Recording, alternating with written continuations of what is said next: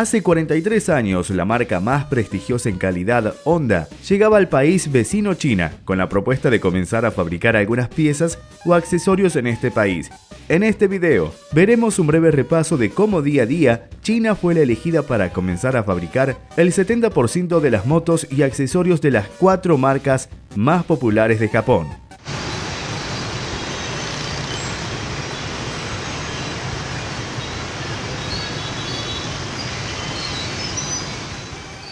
De los casi 19,3 millones de unidades producidas por Honda el pasado año, el 90% se despachó en Asia y Oceanía.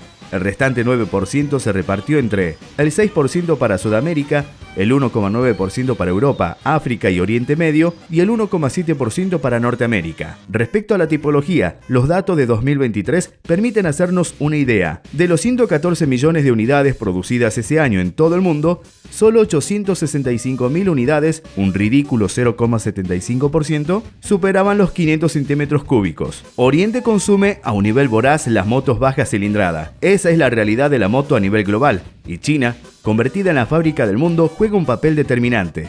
Sin olvidar, claro está, a Corea del Sur, Filipinas, India, Indonesia, Malasia, Pakistán, Singapur, Tailandia, Taiwán, Vietnam y demás. Semejante transformación tuvo su origen en las reformas impulsadas por Deng Xiaoping a principios de los años 80 del siglo pasado, con su particular sistema socialista del capital, que permitió la llegada de la inversión extranjera. Desde entonces, han conseguido multiplicar por 10 su renta per cápita y sacar de la pobreza extrema a cientos de millones de personas.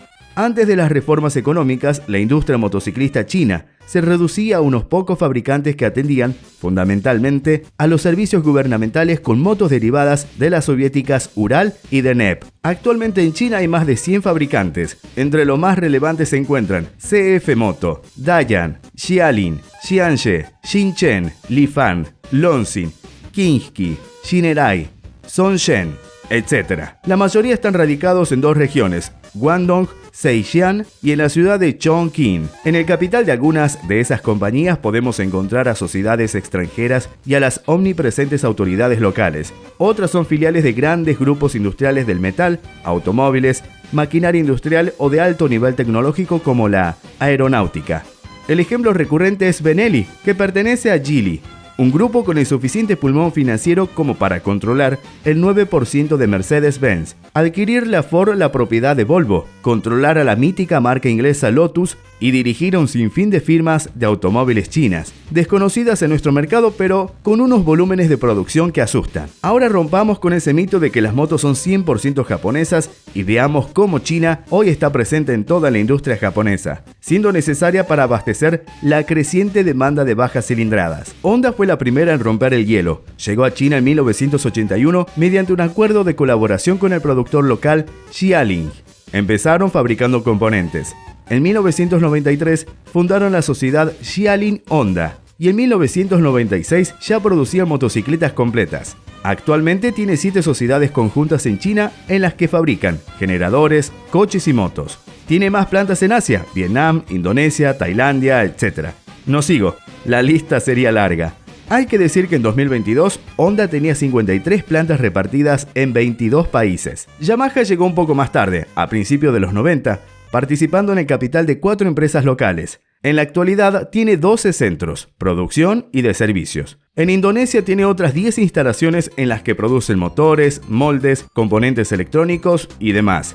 En Filipinas tiene otras 2. En Tailandia 4. Sin olvidar las de Vietnam, India, Pakistán, Singapur, Taiwán. Suzuki empezó en los años 90 con acuerdo de suministro. En la actualidad tiene 3 plantas de producción. En el área del Pacífico, Suzuki tiene 3 plantas en India, 2 en Birmania, 2 en Tailandia y otra en Vietnam, en Indonesia y en Pakistán respectivamente. La singular división motociclista de Kawasaki Heavy Industries, centrada en la alta cilindrada, ha tenido una presencia menos activa en China.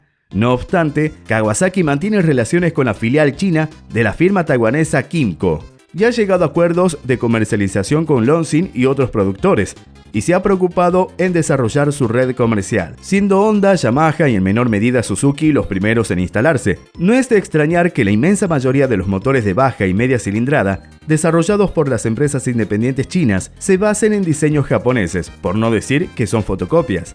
no es un mal referente para empezar. La gran pregunta que nos queda por responder es: ¿por qué elegir China y no otros países? China ofrece no pocas posibilidades industriales para las empresas y los agentes comerciales extranjeros. Es lo más parecido a un supermercado de la industria. Como ya hemos visto, una de las fórmulas para disfrutar de sus servicios industriales es asociarse a una empresa local, eso que ahora llama joint venture. También existe la posibilidad de subcontratar la producción, total o parcial, de un modelo previamente diseñado por cliente. Es una de las fórmulas que, como veremos, está tomando fuerza entre los fabricantes europeos. Otra de las opciones es recurrir a la industria de marca blanca. Es la más accesible para el resto de los agentes. Su principal característica es la flexibilidad. Se adaptan a todo: los números de unidades, el diseño y la calidad, materiales, componentes y acabados. Hacen lo que se les pida. En Europa eso sería inviable.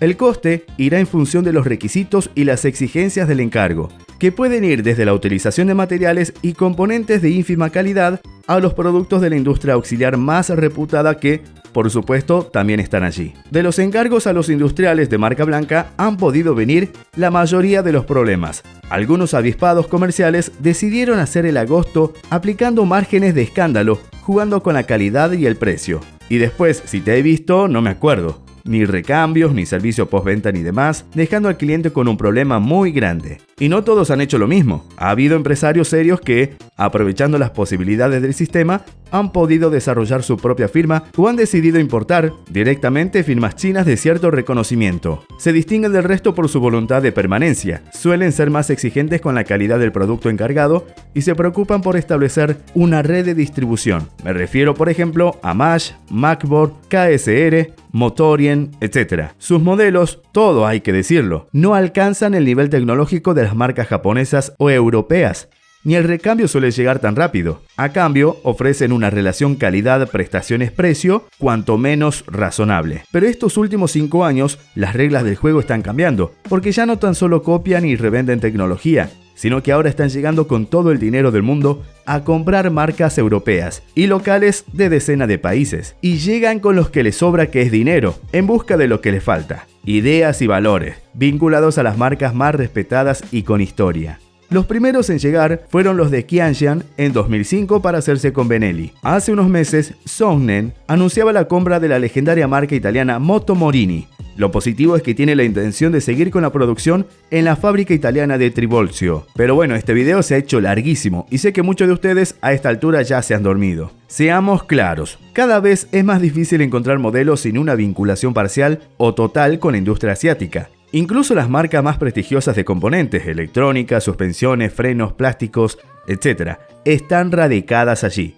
La capacidad de los chinos para ofrecer una producción de alta calidad, si así se les exige, ya no se discute. Si eliges marcas consolidadas, no debería importarte el lugar de procedencia. Ninguna marca europea o japonesa estaría dispuesta a poner en entredicho su nombre y su prestigio por ganar 4 perras estampando su logotipo en el depósito de un hierro. Si eliges motos de firmas chinas o de fabricantes de marca blanca, con nombres glamurosos y logos con sabor a leyenda, deberías estar más atento. Infórmate sobre la seriedad de su estructura postventa. Y en cuanto a la moto, observa con detenimiento los detalles de acabado. Todavía se ven algunas motos de origen chino con atractivos precios y estéticas sugerentes, las más de las veces plagadas de componente racing o custom, claramente sobredimensionados, por no decir grotesco, que apenas funcionan con decencia. Algo así como el éxtasis de la falsedad, que es lo que acostumbran a darnos cuando buscamos precios. Ojo con las motos de precios escandalosamente bajo. Nadie nunca ha dado duros a 4 pesetas, salvo un poeta de Sitges hace más de 100 años, y según cuentan las crónicas,